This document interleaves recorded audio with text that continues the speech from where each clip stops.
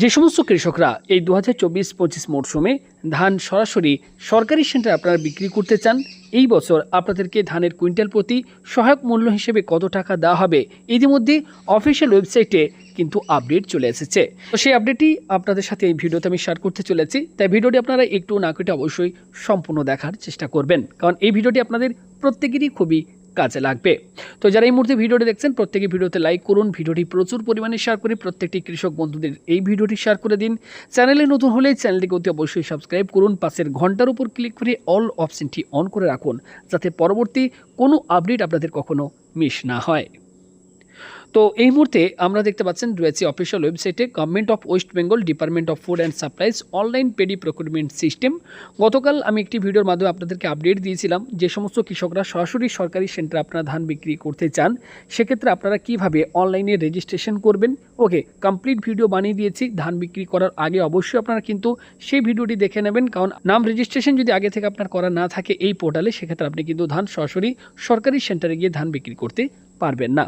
এবার আসি এই 2024-25 মরশুমে আপনারা যারা সরাসরি সরকারি সেন্টারে ধান বিক্রি করতে চান, সেক্ষেত্রে কুইন্টাল প্রতি আপনাদেরকে ধানের সহায়ক মূল্য হিসেবে কত টাকা দেওয়া হবে। অনস্ক্রিনে আপনারা দেখতে পাচ্ছেন এখানে অফিসিয়াল আপডেট। 2024-25 খারিফ বিপণন মরশুমে সিপিসি অথবা এমসিপিসি ধানের ন্যূনতম সহায়ক মূল্য কত?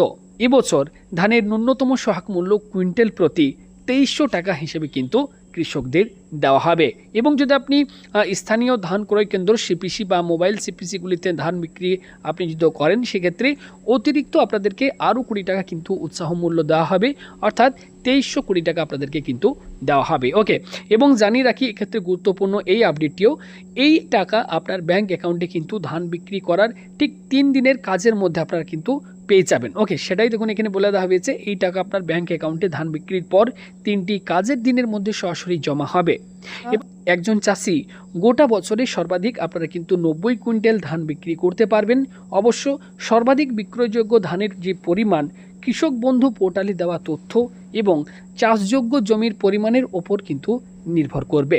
তো আপনারা যদি এই বিজ্ঞপ্তি আপনারা যদি দেখতে চান, ওকে, তো সরাসরি আপনারা কিন্তু এক্ষেত্রে department of food and supplies government of West বেঙ্গলের যে এক্স হ্যান্ডেলে যে অ্যাকাউন্ট রয়েছে, সরাসরি আপনারা এই এক্স হ্যান্ডেলের অ্যাকাউন্টে চলে আসবেন, department of food and supplies government of West Bengal. এই মরশুমের ধান বিক্রি করা সম্পর্কিত তথ্য দেখতে পাচ্ছেন, এখান থেকে কিন্তু আমি আপডেটটি আপনাদের সাথে আমি শেয়ার করছি।